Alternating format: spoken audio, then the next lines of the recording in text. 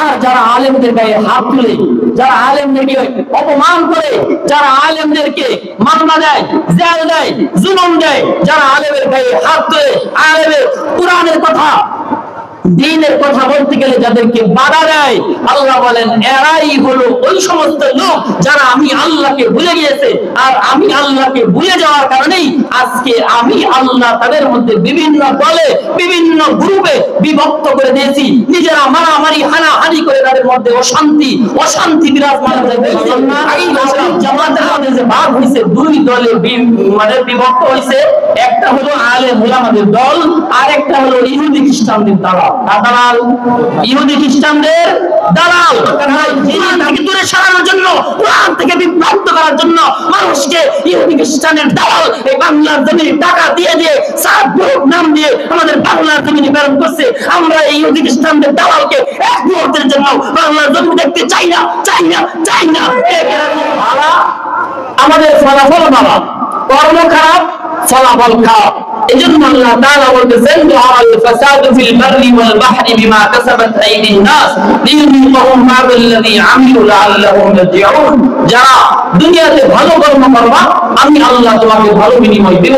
এজন্য আল্লাহ অন্য এক আয়াতে বলেন মান আমিলা সালিহাম মিন যাকারিন আও উনসা ওয়া হুয়া মুমিন ফালানুহইয়ান্নাহু হায়াতান তাইয়্যিবা।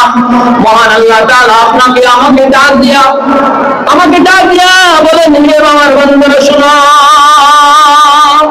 মান আমিলা সালিহাম মিন যাকারিন আও উনসা ওয়া হুয়া মুমিন, যদি কোন ব্যক্তি সৎ আমল করে, মান আমিলা সালিহাম মিন যাকারিন আও উনসা, যদি কোন পুরুষ হোক অথবা নারী হোক, ওয়া হুয়া মুমিন, আর সে যদি মুমিন থাকে, এমন অবস্থায় যদি সে ভালো কর্ম করে, আল্লাহ বলেন ফালাহু হায়াতান তাইয়্যিবা, আমি আল্লাহ তাকে এমন জীবন দান করব যে জীবন ব্যবস্থা তার দুনিয়াতে উত্তম জীবন ব্যবস্থা দান করব। তার কোনো অভাব থাকবে না,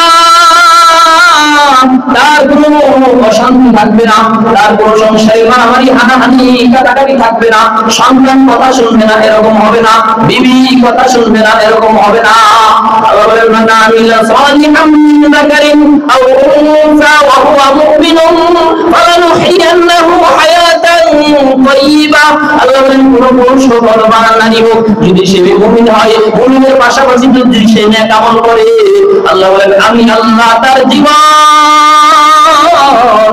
এমন ভাবে সাজিয়ে দিব, এমন ভাবে সুন্দর জীবন ব্যবস্থা আমি তাকে দিয়ে দেব, জীবনে যেন তার কোনো শান্তি না থাকে। এখন আল্লাহর কথা অনুযায়ী আমরা বুঝতেছি কি, যদি সুন্দর জীবন চাই, ভালো জীবন ব্যবস্থা চাই, আমার সন্তান আমার কথা রাখো, আমার বিবি আমার কথা রাখো, সবাই আমার কথা মতো চলো, আমার পরিবারে সুখ শান্তি থাকুক, কোনো অশান্তির লেশ মাত্র আমার পরিবারে না থাকুক, তাহলে আমি আপনার জন্য করণীয় কি? আল্লাহ বলেন এক নম্বর শর্ত হলো তার জন্য মুমিন হতে হবে, দুই নম্বর শর্ত হলো মুমিনের পাশাপাশি নেক আমল করতে হবে, তাহলেই আমি আল্লাহ তার জন্য উত্তম জীবন ব্যবস্থা এই দুনিয়াতে আমি আল্লাহ সুখ শান্তির জীবন তাকে দিয়ে দেব। এখন আমি আপনি এত কিছু করার পরে সুখ শান্তি কেন পাইতেছি না?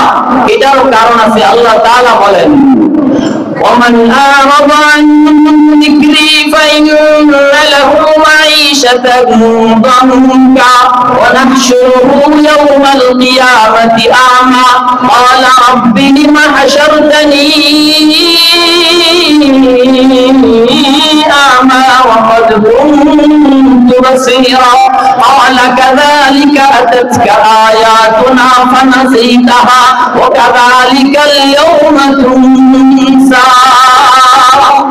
আল্লাহ তাআলা ডাক দিয়া বলেন হে আমার বান্দারা শোনো, তোমরা যদি ভালো জীবন ব্যবস্থা পাইতে চাও, সুখে শান্তি জীবন যাপন করতে চাও, দেশে হানাহানি মারামারি খুনাখুনি এগুলো যদি তোমরা না চাও, তাহলে আল্লাহ বলেন ওয়ামান আ'রাদা আন যিকরি ফাইন্না লাহু মাঈশাতান দানকা। আল্লাহ বলেন যে ব্যক্তি আমার কোরআন থেকে বিমুখতা করবে, আমার কোরআন পড়বে না, আমার কোরআনের উপদেশ শুনবে না, আমার কোরআনের বিধান মোতাবেক জীবনকে পরিচালনা করবে না, আমার কোরআনের জীবন, আমার কোরআনের বিধান মোতাবেক তার পরিবারকে চালাইবে না, আমার কোরআন তার সন্তানকে শিক্ষা দিবে না, আমার কোরআন সে নিজে শিখবে না। আল্লাহ বলেন মান আ'রাদা আন যিকরি ফাইন্না লাহু মাঈশাতান দানকা। আল্লাহ বলেন আমি আল্লাহ, যে ব্যক্তি আমার কোরআন থেকে দূরে সরে যাবে আমি আল্লাহ তাকে দুইটা শাস্তি দিব। তার মধ্যে এক নাম্বার শাস্তি হলো এই দুনিয়াতে ফাইন্না লাহু মাঈশাতান দানকা। আমি আল্লাহ বলেন আমি তার জীবন ব্যবস্থা সংকীর্ণ করে দিব, খালি অভাব অভাব থাকবে। এত কামাই রোজগারের পরে, এত টাকা পয়সা থাকার পরেও, এত ধন সম্পত্তি থাকার পরেও শুধুমাত্র অশান্তি অশান্তি অশান্তি আর অভাব অভাব অভাব অসুখ বিসুখ, এগুলো দ্বারা আমি আল্লাহ তার জীবনকে ভরপুর করে দেব। এখন কোরআনের আয়াত দ্বারা কি বুঝতে পারলেন? আল্লাহ বলেন ওমান আ'রাদা আন যিকরি ফাইন্না লাহু মাঈশাতান দানকা। যদি কোনো ব্যক্তি আমার কোরআন থেকে বিমুখতা প্রদর্শন করে, আমার কোরআনের বিধি মোতাবেক জীবন পরিচালনা করে না, বিবিকে পর্দা করাই না, নিজে পর্দা করে না, নিজে গান শুনে, নিজে আপনার নাম থেকে বিবির জন্য বাচ্চার জন্য ঘরে বড় টেলিভিশন এলইডি ক্রয় করে দিয়েছে, স্টার জলসা ভারতীয় চ্যানেল দেখার জন্য, এরকম যারা করে আমার কোরআন বিধি মোতাবেক যার জীবনকে পরিচালনা করে না, আল্লাহ বলেন ফাইন্না লাহু মাঈশাতান দানকা। এক নম্বর শাস্তি হলো আমি আল্লাহ তার জীবনে এই দুনিয়াতে শুধু অশান্তি অভাব অনটন এবং বিভিন্ন প্রকারের অসুখ বিসুখ বলা মুসিবত তার উপর চাপাই দিয়ে দিব সবসময় থাকবে। দুই নম্বর শাস্তিটা হলো কিয়ামতের কথা, সেই দিকে আমি যাইতে চাইতেছি না। কিয়ামতের ময়দানে আল্লাহ তাআলা তাকে অন্ধ করে উঠাইবেন। এখন একটা প্রশ্ন মনে মনে থাকবে আপনাদের যে হুজুর, সমাজের মধ্যে যারা দেখি অন্যায় অপরাধ বেশি করে, পাপাচার বেশি করে, হারাম বেশি খায়, সুদ খায়, ঘুষ খায়, জিনা করে, ব্যভিচার করে, হরমানি করে, ডাকাতি করে, ছিনতাই করে, অন্যের সম্পদ আত্মসাৎ করে, এই সমস্ত লোকদেরই তো দেখি বেশি শান্তি, ধন সম্পদ অনেক বেশি, ক্ষমতার বাহাদুরি অনেক বেশি, তার দেখি বড় বড় বিল্ডিং অট্টালিকা এবং অনেক গাড়ি বাড়ি সব কিছু থাকে, তাহলে অশান্তিটা কিসের আসে? আপনি খবর নিয়ে দেখবেন, এক নম্বর সত্য হলে তার কোনদিন ঘুমের বই খাওয়া ছাড়া তার কোনদিন ঘুম হয় না। যারা বেশি আপনি দেখবেন বেশি শান্তিতে, বেশি আরামে, কিন্তু তাদের ঘুমের ট্যাবলেট খাওয়া ছাড়া এক রাত্রেও তার কখনো ঘুম আসে না। এখন আল্লাহ কেন দেন? আরেকটা উদাহরণ, ছোট্ট একটা এক্সাম্পল দিয়ে আপনারা বুঝতে পারবেন।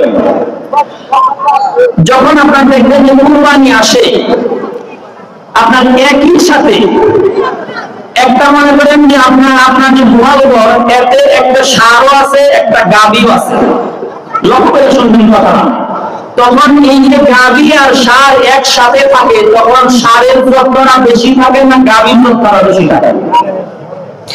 একই সাথে থাকে, একই সাথে ওঠা বসা, একই সাথে খাওয়া দাওয়া, কিন্তু তারপরে ষাঁড়কে আলাদা পার্সোনাল খাবার দেওয়া হয়, পার্সোনাল ভাবে পানি গরম করে গোসল দেওয়া হয়, কলা খাওয়ানো হয়, ডিম খাওয়ানো হয়, এরকম ভালোভাবে আদরে যত্নের সাথে তারে খাওয়াইয়া মোটা তাজা করা হয়। কেন?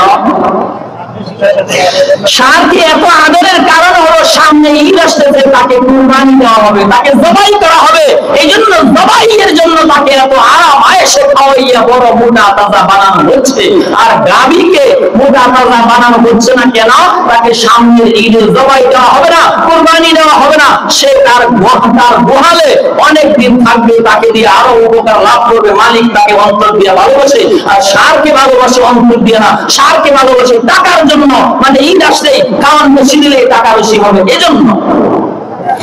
এখন দুনিয়াতে যাদের দেখবেন আঙ্গুল ফুলা কলা গাছ, বিশাল গাড়ি বাড়ি অট্টালিকা, আপনার দেখবেন হানাহানি মারামারি খুনাখুন ছিনতাই, এরকম বিভিন্ন ধরনের নাফরমানি সব জড়িত, কিন্তু তারই সবকিছু আমার তার হাতেই।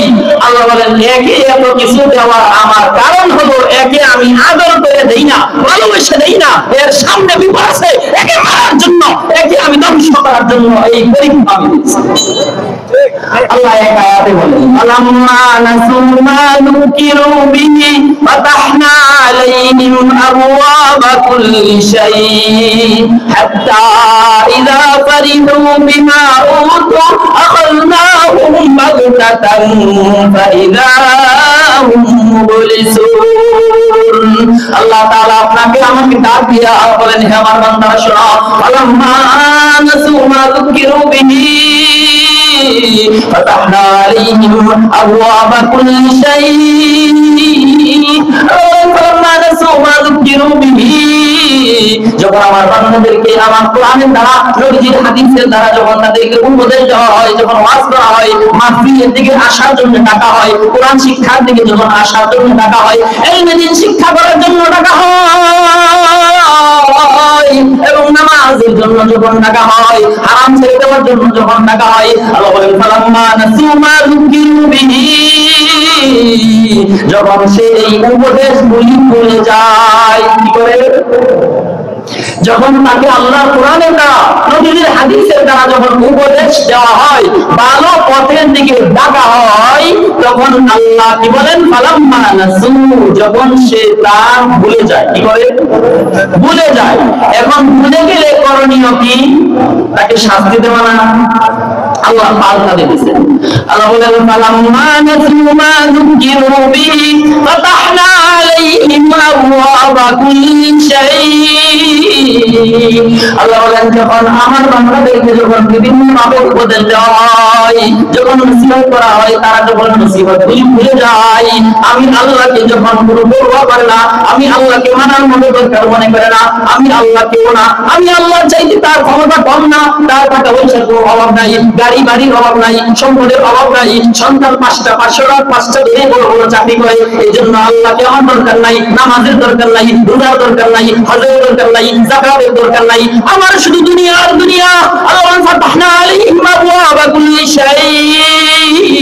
তখন আমি আল্লাহ তার জন্য এই দুনিয়াতে যত ধন সম্পদের, যত ক্ষমতা, যত টাকা পয়সার, যত গাড়ি বাড়ি, যত দরজা আছে, আমি আল্লাহ সব তার জন্য বলে। একটা কথা বুঝলেন, সন্তান যখন কথা মানে না, সন্তানকে বোঝায়, বোঝানোর পরে যখন সন্তান কোনো ক্রমেই মানতেছে না, তখন বাবা কি বলে যে যা, তোকে আমি ছেড়ে দিলাম, আর তোকে আমি বাধা দেব না, তোর যা ইচ্ছা তাই করতে থাক। এরকম রাগে বাবা বলে না? আল্লাহ তাআলাও বান্দাকে বলেন, বান্দা তুমি যেহেতু দুনিয়ায় চাচ্ছ, দুনিয়ায় চাচ্ছ, নামাজের দরকার নাই, রোজার দরকার নাই, হজের দরকার নাই, কুরবানির দরকার নাই, যাকাতের দরকার নাই, একটা সন্তান, 5টা সন্তান, একটা সন্তানকে মাদ্রাসায় শিক্ষা দিয়ে ইলমে দ্বীনের আলেম বানানোর দরকার নাই, যে আমি মারা গেলে আমার সামনে দাঁড়াইয়া জানাজা নামাজটা পড়াইবে, এইটাকে আমি পরোয়া করি না। আল্লাহ বলেন তখন তুমি যখন দুনিয়ায় চাচ্ছ, আল্লাহ বলেন যাও। বাবা যেরকম সন্তানকে বলে যে যা, তোকে আমি ছেড়ে দিলাম, তোকে আর বাধা দিব না, আল্লাহ বলেন ফাতাহনা আলাইহিম আবওয়াবা কুল্লি শাই, তখন আমি তোমার জন্য দুনিয়ার সব নাজ নেয়ামতের যা কিছু আছে সব কিছু দরজা আমি তোমার জন্য উন্মুক্ত করে দিলাম। তখন এই সব পাওয়ার পরে বান্দা কি মনে করে? বান্দা মনে করে যে দুনিয়াতে যখন সব আমার, টাকা পয়সা, ধন সম্পদ, গাড়ি বাড়ি, ক্ষমতা, আমার কথা থানা উঠে, আমার কথা ইউনিয়নের চেয়ারম্যান উঠে, এই করে সেই করে, এলাকার জনগণ সব আমার ইশারায় চলে, এখন তো আমি ছাড়া হয় কেউ, এরকম মনে মনে ভাবে না? ভাবে না? থানা কোন ঘুমাতে তুমি? আল্লাহ এটাই বলেন, ফালাম্মা নাসু মা যুকিরু বিহি ফাতাহনা আলাইহিম আবওয়াবা কুল্লি শাই হাত্তা ইযা ফারিহু বিমা উতু আখাযনাহুম বাগতাতান ফাইযা হুম মুবলিসুন। আল্লাহ বলেন যখন আমার উপদেশগুলি তারা যখন ভুলে যায়, ভুলে যাওয়ার পরে আমি আল্লাহ ফাতাহনা আলাইহিম আবওয়াবা কুল্লি শাই, সব নিয়ামতের দরজা যখন আমি উন্মুক্ত করে দেই, হাত্তা ইযা ফারিহু বিমা উতু, যখন তাকে যা দেওয়া হয়েছে এই দেওয়া তার প্রাপ্ত বিষয়গুলি পেয়ে যখন হাত্তা ইযা ফারিহু, আনন্দে উল্লাসিত হয়ে যায়, যায়, আল্লাহ বলেন আতালনাহুম বাগতা, তখন আমি আল্লাহ তাকে হঠাৎ করে মেরে ফেলি। কি বুঝলেন কথাটা? আল্লাহ বলেন যখন আমার উপদেশ, আমার কোরআন দ্বীনকে ভুলে যায়, তখন আমি আল্লাহ তার জন্য সব কিছুর দরজা খুলে দেই, উন্মুক্ত করে দেই।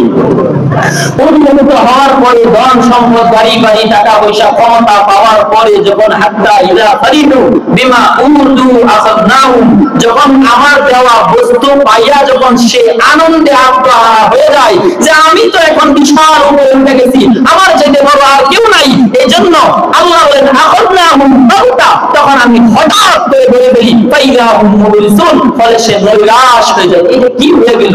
41 সাল পর্যন্ত আমাদের টার্গেট ছিল, আর 24 সালে এসে আমার শেষ হয়ে গেল। এটা কি হয়ে গেল? হঠাৎ হয়ে গেল। এরকম আমাদের কি হয়? হঠাৎ স্বপ্ন ভেঙে যায়, ভেঙে যায় না?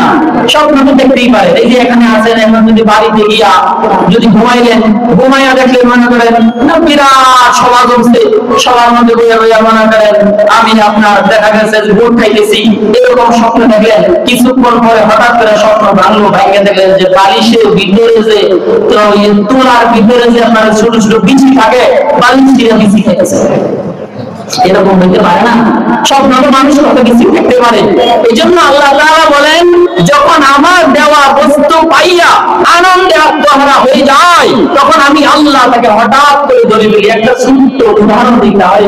ছোট সময় ঘুরতি উড়াইছেন কে কে? হাতে দেখা করি ঘুরতি, ঘুরতি ছেড়ে না আকাশে উড়ে ঘুরতি সদারিয়া মাশাআল্লাহ অনেকেই ঘুরতি উড়াইছে।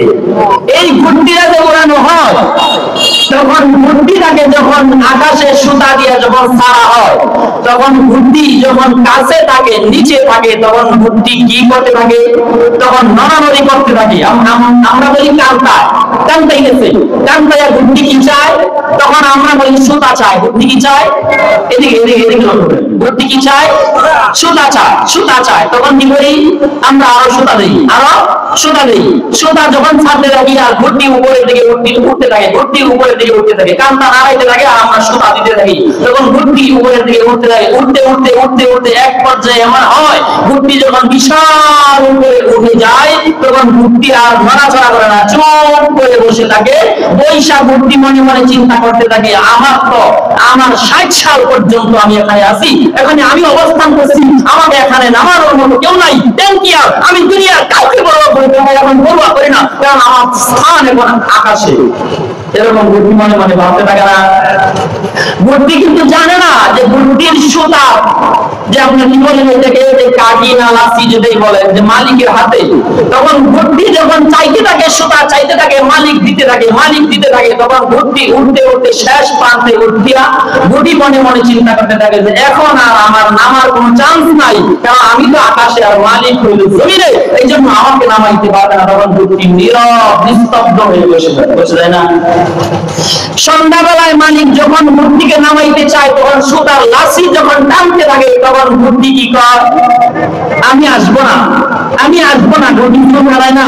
এরকম অনেক সময় হয় যে একা সুতা বলতে না বলে আরেকজনের সুতা টাইনা ধরে, তখন মনে করেন মালিক সুতা পেছে, কিন্তু বুদ্ধি বুদ্ধি মাথায় বলতে থাকে না না, আমি তো এখন আকাশে, আমি যাব না, আমি যাব না, আমার স্থান তো আকাশে, আমি যাব না। মালিক বলে না না না না, লাসি তো আমার হাতে, তোমাকে আসতেই হবে, আসতেই হবে, আসতেই হবে। অবশেষে বুদ্ধি আসতে না চাইলেও মালিকের হাতে আসে কি আসে না? আসে কি আসে না? এটাই আল্লাহ বলেন ফালাম্মা নাসু মা যুকিরু বিহি ফাতাহনা আলাইহিম আবওয়াবা কুল্লি শাই হাত্তা ইযা ফারিহু বিমা উতু আখাযনাহুম বাগতা।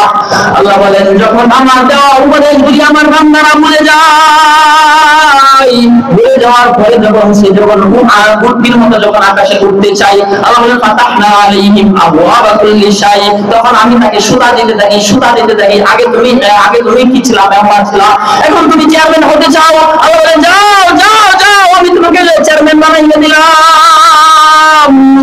একটা চেয়ারম্যান করার পরে সে স্বপ্ন থেকে উপজেলা ভাইস চেয়ারম্যান হতে হবে। আল্লাহ বলেন না না, তুমি যেহেতু সুতা চাইতেছ, আমি তোমাকে সুতা ছেড়ে দিলাম, সুতা দিলাম, যাও যাও যাও।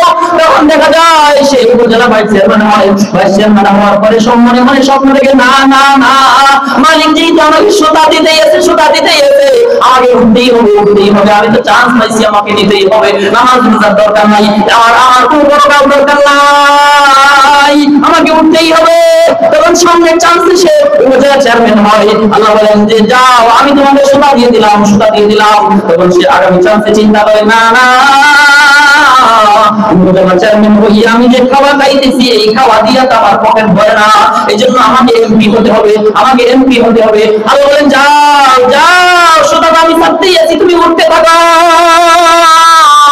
তখন আল্লাহ যখন তাকে সুতা দিয়ে দেয়, সুতা ছাড়তে ছাড়তে যখন সে এক পর্যায়ে এমপি হয়ে যায়, এমপি হওয়ার পরেও বলে না না না না না, আমার হচ্ছে না, আমার হচ্ছে না, আরো দরকার, আমাকে মন্ত্রী হতে হবে। মন্ত্রী হওয়ার পরে না না না, আমাকে আরো বড় হতে হবে, আমাকে প্রধানমন্ত্রী হতে হবে, আমাকে আরো বড় হতে হবে। আল্লাহ বলেন যাও, আমি আল্লাহ তোমাকে সম্পূর্ণ সুতা দিয়ে দিলাম। সুতা পাইয়া যখন অবশেষে যখন আকাশ পর্যন্ত উঠিয়া তখনই বলে যে না, আমি আর যাব না, আমি আর যাব না, আমার সময় আরো 20 বছর বাকি আছে। আল্লাহ বলেন মালিক যখন সন্ধ্যাবেলায় বুদ্ধির লাঠি ধরে টানবে, এরকম ভাবে আল্লাহ বলেন ফালাম্মা নাসু মা যুকিরু বিহি ফাতাহনা আলাইহিম আবওয়াবা কুল্লি শাইইন হাত্তা ইযা ফারিহু বিমা উতু, যখন আমার দেওয়া বস্তু পাইয়া যখন সে আনন্দে আত্মহারা হয়ে যায়, আল্লাহ বলেন আখাযনাহুম বাগতা, তখন আমি তাকে হঠাৎ করে টানবে। বুদ্ধি যখন আকাশে উঠে তখন কি বলে আমি আর যাবো না। মালিক যখন টান দেয় তখন বুদ্ধি কি জানে? বুদ্ধি জানে না। তখন টান দেওয়ালা বুদ্ধি এইটা কিন্তু আমার তো আরো 15 বছর বাকি আছে, এখনই মালিক টান দিতে হবে। তখন দেখে না আমি যাবো না। মালিক বলেন না, তোমার সময় শেষ, আসতেই হবে। তখন বুদ্ধি হইলে কি হইয়া গেল, হঠাৎ করে এরকম হইয়া গেল, আমার স্বপ্ন হইতেছিল এরকম কেন হইয়া গেল? আল্লাহ বলেন তুমি যে দুনিয়াতে আসার পরে আমি আল্লাহকে ভুলে গিয়েছ। যেরকম কুরবানির ষাঁড়কে খাওয়ান দেওয়া হয় তাকে আদরের জন্য না, তাকে জবাইয়ের জন্য, এরকম তুমি দুনিয়াতে আসার পরে তুমি যে আঙ্গুল ফুলে করা গাছ হয়েছ, তুমি যে বিশাল ক্ষমতার অধিকারী হয়েছ, তুমি যে টাকা ওলা হয়েছ, সম্পদ ওলা হয়েছ, তুমি যে ক্ষমতা ওলা হয়েছ, এই জন্য আমি আল্লাহ তোমাকে পরীক্ষা স্বরূপ তোমাকে ধ্বংস করার জন্য আল্লাহ তাআলার কোরআনের সাথে আর আমাদের কার্যকলাপের সাথে মিলতেছে কিনা, এবং এইগুলি হওয়ার কারণ কি? সব কারণ ওই যে আগে যায় করছি, যাহারাল ফাসাদু ফিল বাররি ওয়াল বাহরি বিমা কাসাবাত আইদিন নাস লিয়ুযীকাহুম বা'দাল্লাযী আমিলু লাআল্লাহুম ইয়ারজিউন।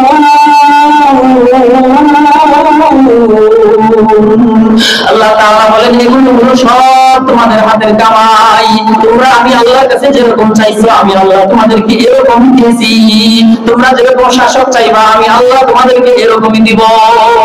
আল্লাহ বলেন কেন দিব, কেন দিব? আল্লাহ বলেন কুলিল্লাহুম্মা মালিকাল মুলকি তুতিল মুলকা মান তাশা ওয়া তানজিউল মুলকা মিম্মান তাশা ওয়া তুইজ্জু মান তাশা وتذل من تشاء بيدك الخير।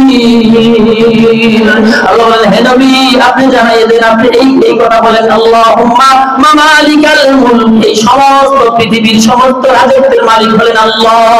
তুতিল মুলকা মান তাশা ওয়া তানজিউল মুলকা মিম্মান তাশা, আল্লাহ তাআলা যাকে ইচ্ছা তাকে রাজত্ব দেন, যাকে ইচ্ছা তার কাছ থেকে রাজত্ব ছিনাইয়া নেন।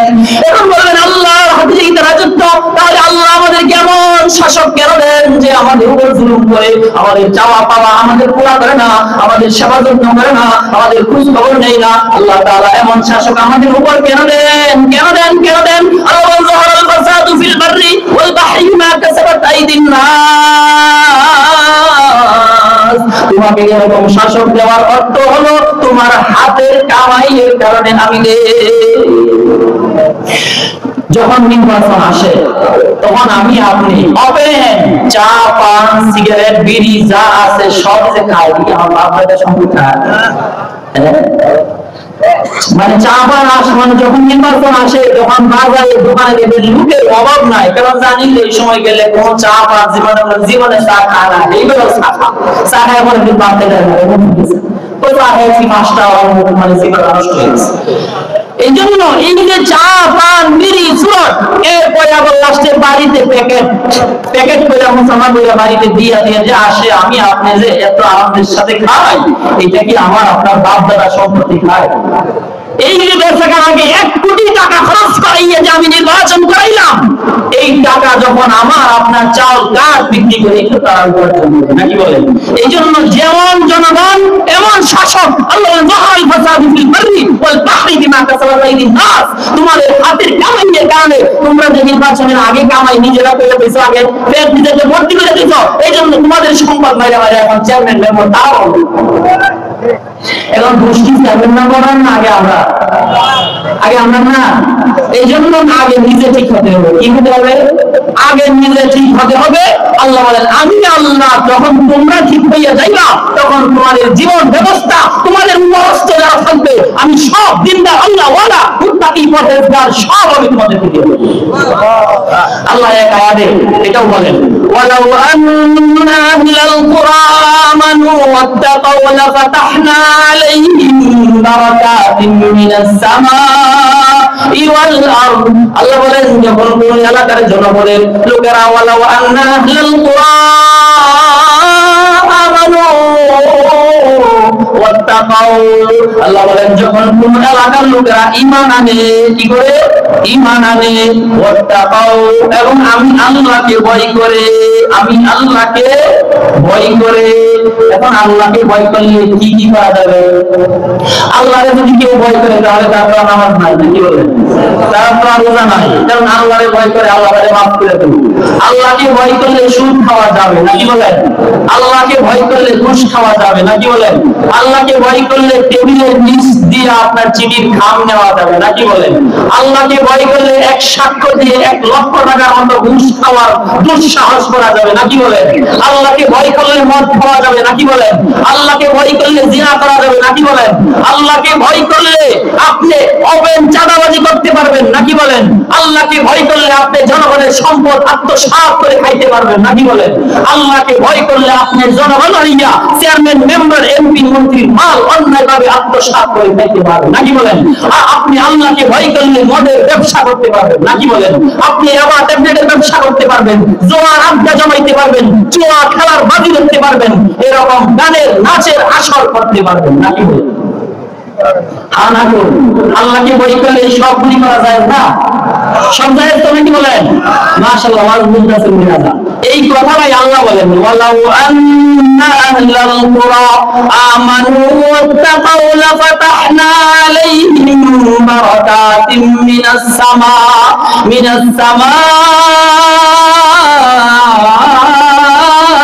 সামাই ওয়াল আরদ। আল্লাহ বলেন যখন কোন এলাকার লোকেরা ওয়ালাউ আন্না আহলাল কুরা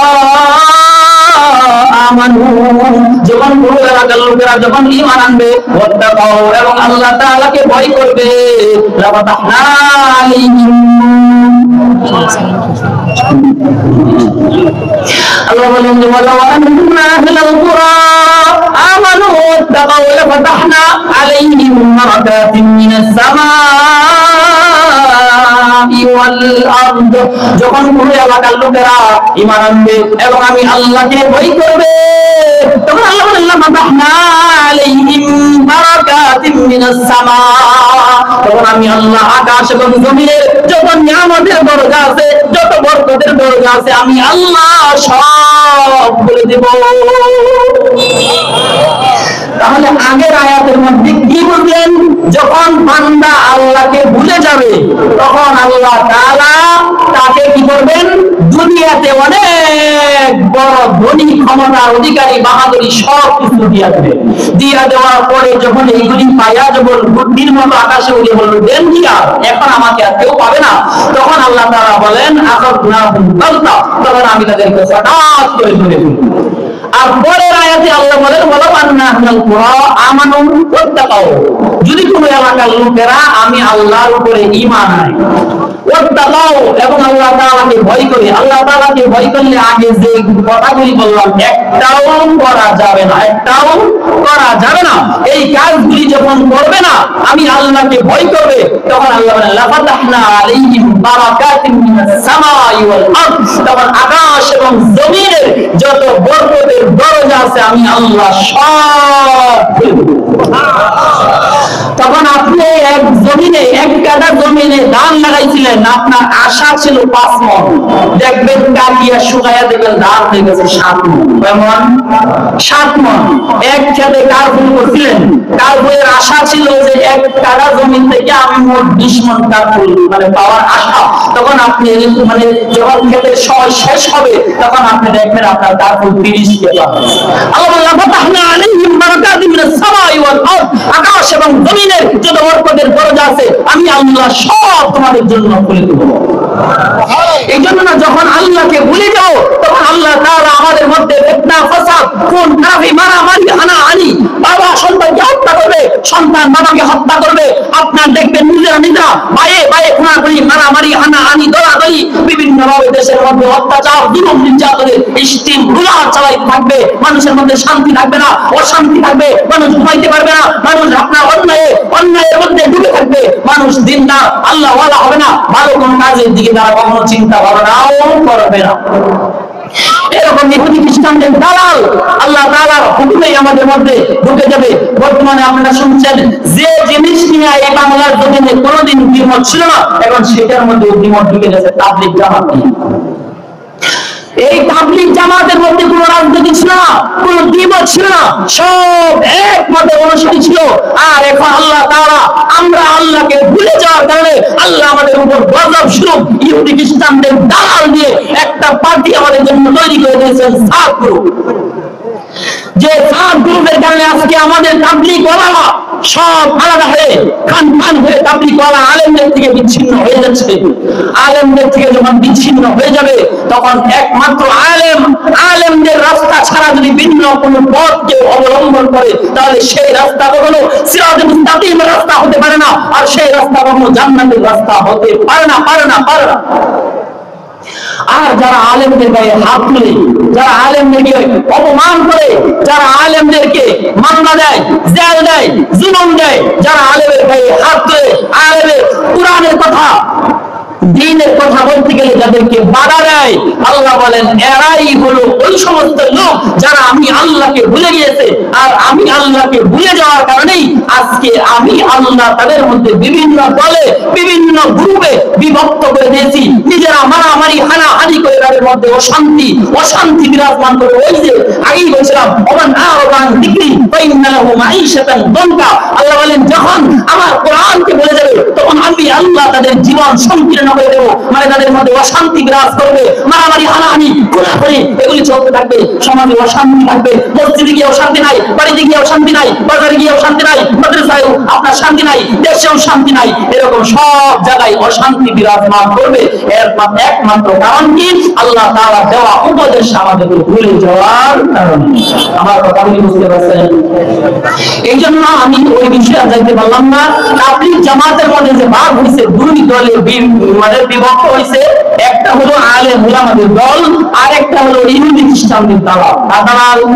ইহুদি খ্রিস্টানদের দালাল, কারণ যিনি তাবলীগের বর্তমান আমির দাবি করছেন উনি বলছেন অনেকগুলো পয়েন্ট আছে, একটা কথা 1 মিনিট বলি আমার কথা শেষ। উনি বলতেছেন কোরআন বুঝা বললে সব আছে, না বুঝা বললে সব নাই। কোরআন বুঝা বললে সব আছে, না বুঝা বললে সব নাই, বরং আরো গুনাহ হলো। কি হলো? গুনাহ হলো। এখন সূরা ফাতিহা আপনারা প্রতিদিন নামাজে পড়ুন, কেরা সূরা ফাতিহা পড়ে জান্নাত পেয়ে যাবেন। সূরা ফাতিহার অর্থ আমরা জানাই। এই মধ্যে একজন হুজুর আছে, এক দুজন ছাড়া আর এই পুরা প্যান্ডেলের কেউ জানি না, বুঝুন। তাহলে আমরা সূরা ফাতিহার নামাজ পড়ব না, কি বলেন?